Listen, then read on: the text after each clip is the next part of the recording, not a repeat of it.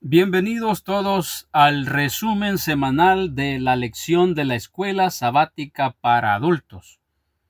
Estamos ahora en la lección número 9 para desarrollarse el 30 de agosto del año 2025.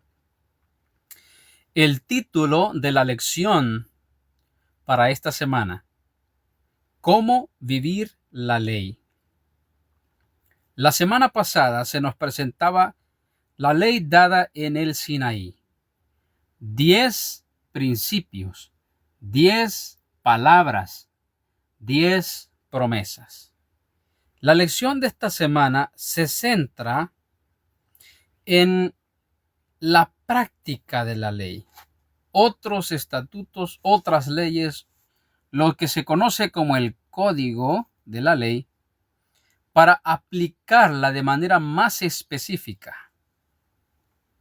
Por eso le dio la ley al pueblo de Israel en aquel tiempo. Y Dios quería que su pueblo fuera diferente. Quería que se establecieran como una devota comunidad de fe que viviera bajo su liderazgo y su autoridad. Él, su Dios, su Rey, y su ley en el corazón. La ley de Dios es una revelación acerca de Él. Refleja el carácter de Dios. Leamos pues el texto para memorizar. Éxodo 20, versículos 22 y 23. El Señor dijo a Moisés: Así dirás a los israelitas: Ustedes han visto que les hablé desde el cielo. No hagan ningún dios de plata ni de oro para ponerlo junto a mí. Punto número 1. El código del pacto. Cuando Dios entregó la ley en el Sinaí, Dios sentó las bases para enseñar a su pueblo cómo vivir en santidad y en conexión con Él.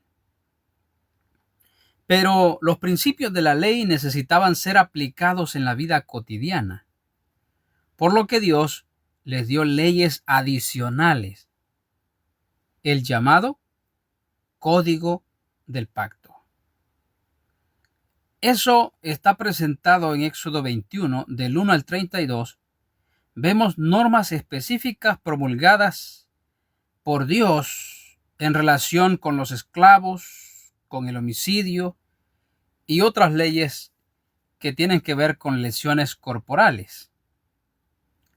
Eso aparece en el capítulo 21 del libro del Éxodo, a lo que se conoce, como ya dijimos, el Código del Pacto.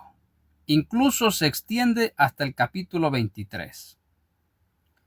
Ahora, leamos una cita en Patriarcas y Profetas, específicamente la página 319. Estamos en el capítulo número 27 del libro Patriarcas y Profetas, titulada La ley dada a Israel.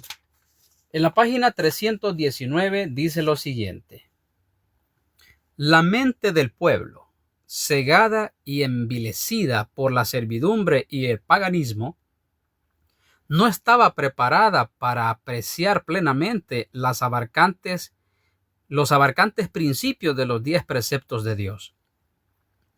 Para que las obligaciones del Decálogo pudieran ser mejor comprendidas y ejecutadas, se añadieron otros preceptos que ilustraban y aplicaban los principios de los 10 mandamientos.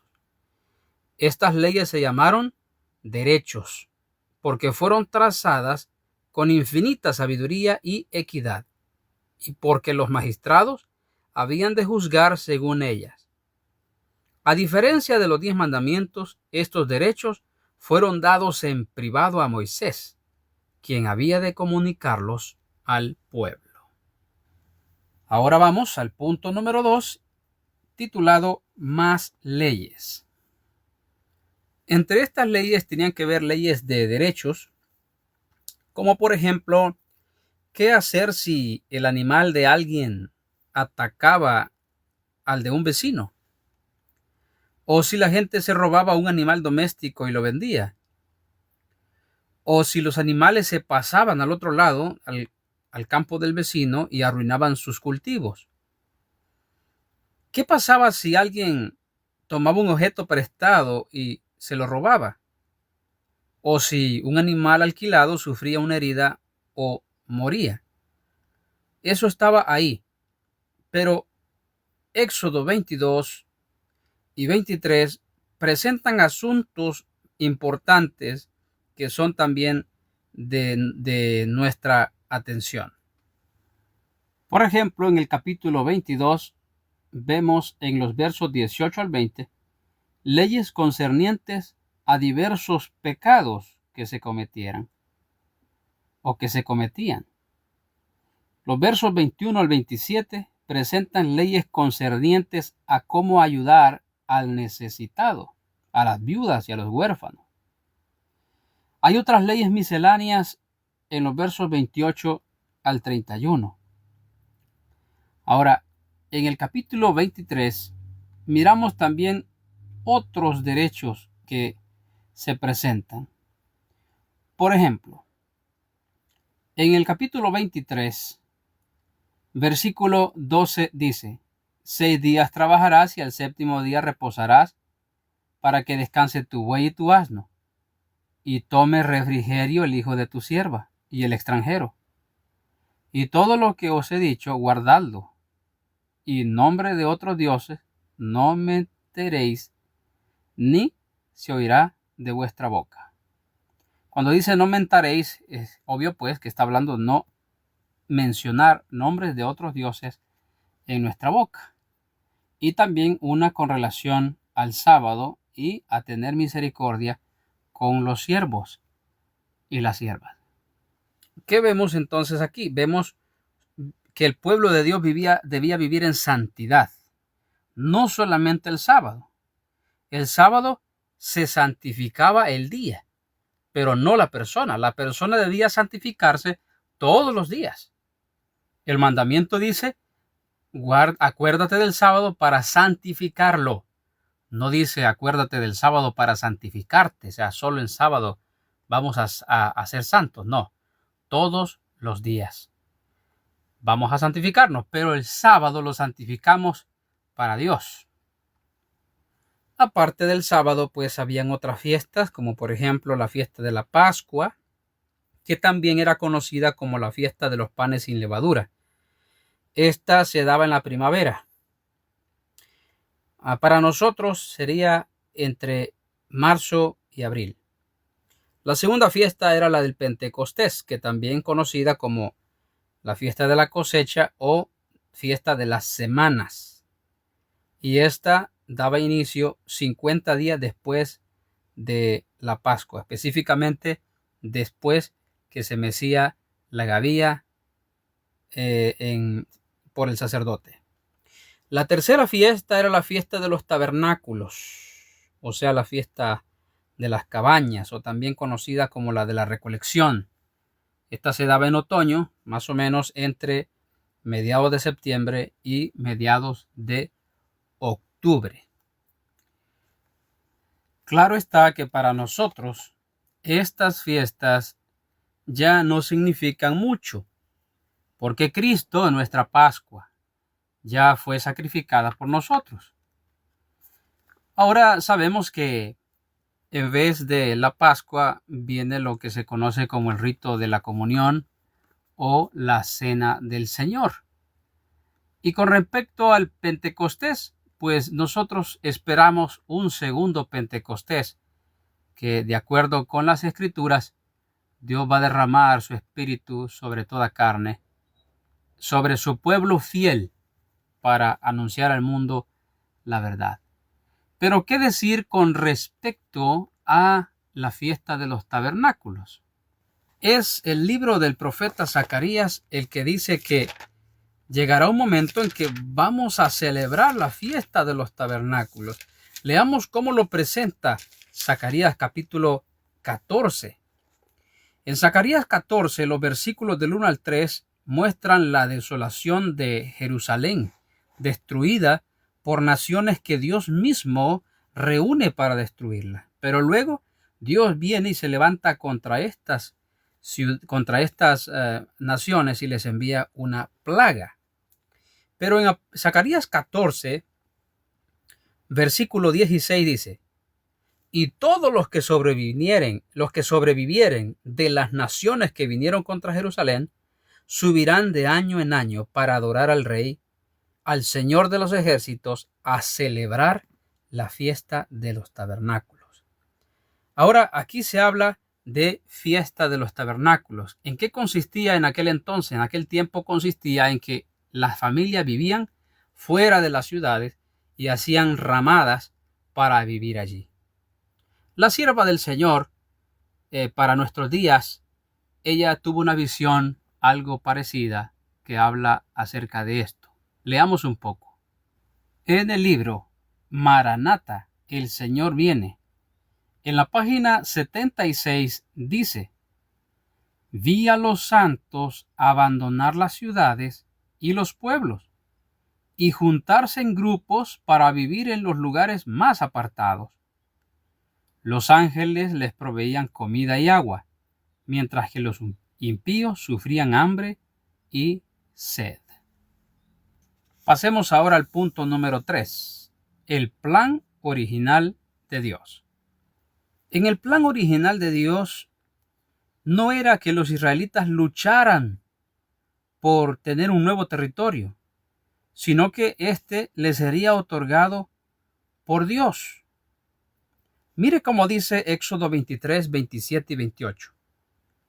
Yo enviaré mi terror delante de ti y consternaré a todo el pueblo donde entres, y te daré la cerviz de todos tus enemigos. Enviaré delante de ti a la avispa, que eche fuera el heveo, el cananeo, el heteo de delante de ti. Dios quería establecer a su pueblo ahí, e incluso le había fijado sus límites. Éxodo 23, verso 31 dice: fijaré tus límites desde el mar Rojo hasta el mar de los Filisteos, y desde el desierto hasta el Éufrates, porque pondré en tus manos a los moradores de la tierra, y tú los echarás de delante de ti. Bueno, por una parte dice que Dios enviará la avispa, o sea, Él echaría fuera a ese pueblo. Luego dice: tú los echarás delante de ti.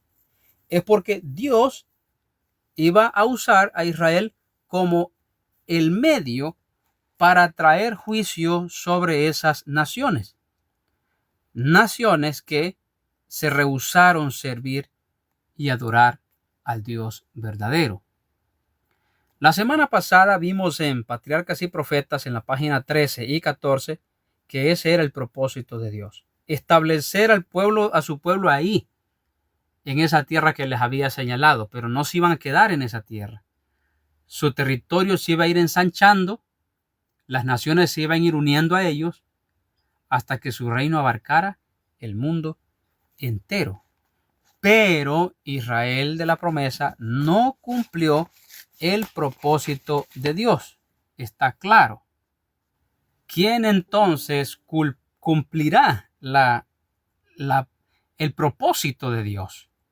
Veamos entonces ahora cómo dice las Escrituras en el libro Profetas y Reyes, página 527 y 528.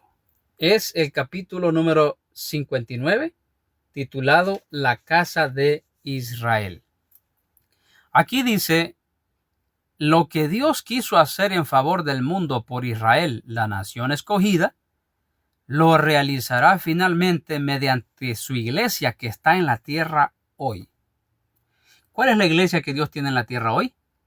Es la iglesia adventista del séptimo día. Usted y yo que me está escuchando. Más adelante dice: estos testigos de Dios se cuentan entre el Israel espiritual y se cumplirán en su favor todas las promesas del pacto que hizo el Señor con su pueblo en la antigüedad. Escuche bien que dice todas las promesas del pacto, y entre todas esas promesas del pacto está la promesa de la tierra de Palestina, la tierra que se conoce hoy como Tierra Santa o Canaán, para el pueblo de Dios hoy. Vamos rápidamente al punto número 4 que dice ojo por ojo. Esto es conocido como la ley del talión. Cuando Cristo vino, según Mateo 5, 38 al 48 y otros textos más, Jesús decía algo como: oísteis que fue dicho, pero yo os digo. Imaginémonos que cada uno de nosotros fuésemos un judío en aquel tiempo de Jesús. ¿Qué diríamos de Jesús? Diríamos que era un falso profeta. ¿Por qué? Porque Moisés dijo así y ahora viene otro, Jesús, diciendo: pero yo les digo esto, como que contradiciendo la ley, pero no. Jesús fue el que dictó la ley en el Sinaí y los derechos, y él mismo es el que está diciendo esto en Mateo 5. El problema era que el pueblo de Israel había tomado la ley de Dios y los derechos civiles, los habían tomado y los habían tergiversado. Habían hecho la ley a manera de vengarse, como una venganza en contra de aquellos que les hacen mal. Y el propósito de la ley era evitar precisamente la venganza. Pero los judíos hicieron de la ley lo que no debían hacer. Por eso Cristo vino a poner la ley y los derechos en el orden correcto y darle el espíritu correcto.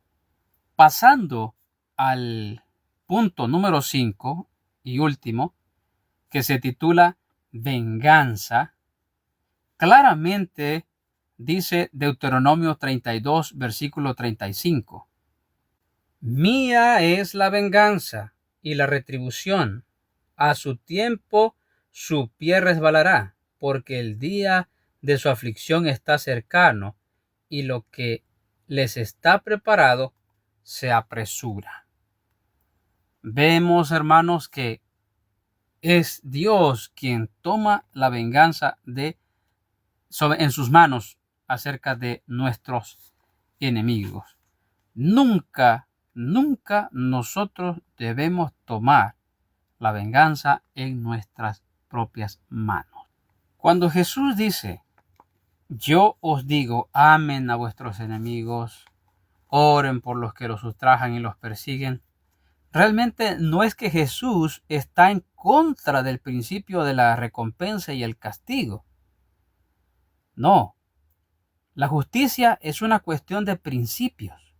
Es una parte crucial de la vida.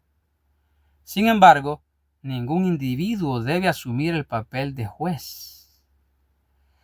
Claro, hay que orar por nuestros enemigos, hay que bendecir a los que nos maldicen, hay que orar por los que nos ultrajan, pero debes saber que esas personas que hacen eso tendrán su recompensa, su castigo, que Dios mismo hará, porque Él es justo y fiel.